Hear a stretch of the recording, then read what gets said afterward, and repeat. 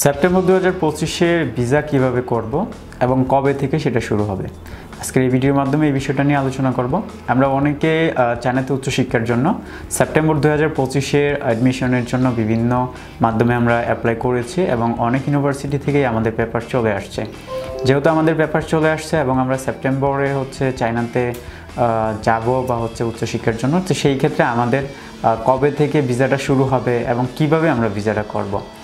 Normally এই বিষয়টা যদি একটু সংক্ষিপ্তভাবে আলোচনা করি, সেই ক্ষেত্রে যেটা হবে যে ভিসাটা নর্মালি ডিপেন্ড করবে কখন শুরু করবেন। এটা শুধুমাত্র আপনি ইউনিভার্সিটি থেকে যে পেপারসটা পাচ্ছেন, অ্যাডমিশন লেটার JW, সেটার উপরে ডিপেন্ড করে। বিকজ অফ দ্যাট, যে ইউনিভার্সিটিগুলোতে যাচ্ছেন আপনি, প্রত্যেকটা ডিফারেন্ট ডেট থাকে। আপনি যদি একটু ভালো করে লক্ষ্য করেন, দেখবেন যে আপনার অ্যাডমিশন লেটারে দেওয়া আছে ওই ইউনিভার্সিটিতে এনরোলমেন্ট ডেট কবে। কোনো ইউনিভার্সিটিতে আগস্টের দিকে শুরু হয়ে যাবে এনরোলমেন্ট ডেট, কোনো ইউনিভার্সিটিতে সেপ্টেম্বরের ফার্স্ট উইক থেকে শুরু হবে।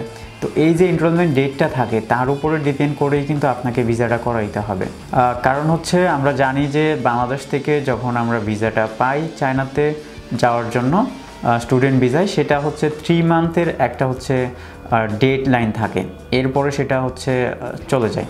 তো আপনি যদি অনেক বেশি আগে, আমরা অনেকেই কিন্তু অনেক আগে ইউনিভার্সিটি থেকে পেপারস পেয়ে ফেলছি, আমরা চাইলেই কিন্তু তখন আমাদের ভিসার জন্য অ্যাপ্লাই করতে পারতাম এবং ভিসাটা করা ফেলতে পারতাম। বাট আমার ইউনিভার্সিটিতে এনরোলমেন্ট ডেট সেপ্টেম্বরের লাইক 15 বা আরও পরে বা ওইরকম একটা টাইপে।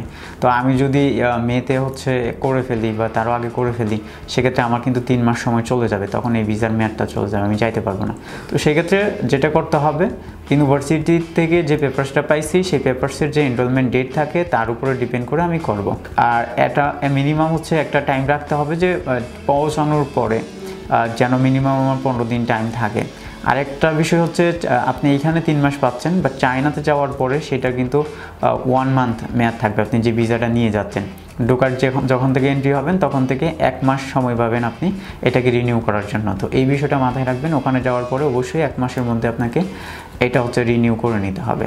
কবে থেকে শুরু করব সেটা যেটা বললাম যে ডেডলাইনের উপর ডিপেন্ড করে করবেন। তবে যেহেতু কিছু ইউনিভার্সিটিতে যেহেতু আগস্টের দিকে এনরোলমেন্ট ডেট থাকে, তারা চাইলে জুলাইতে আপনারা করতে পারেন, অথবা এই মাসের শেষেও কিন্তু নর্মালি আপনি আপনার ভিসাটা অ্যাপ্লাই করতে পারেন। আমাদের অনেক স্টুডেন্টই রয়েছে যারা পেপারস পেয়েছে অনেক আগে, আমরা কিন্তু খুব রিসেন্টলি তাদের জন্য ভিসা অ্যাপ্লাইয়ে যাব। সেটা এই মাসের শেষে অথবা নেক্সট মান্থের ফার্স্ট উইকের দিকে।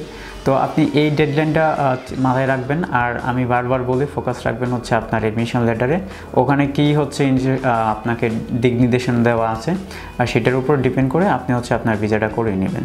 এই বিষয়গুলো মাথায় রাখতে হবে। আর ভিসা করার জন্য অবশ্যই প্রপার পেপার ডকুমেন্টেশনগুলো প্রপারভাবে করতে হবে। আমরা অনেকেই জানি, আমরা বিভিন্ন সময় বলেছি যে কীভাবে ভিসার অ্যাপ্লাইয়ের জন্য পেপারসগুলো মেক করতে হয়।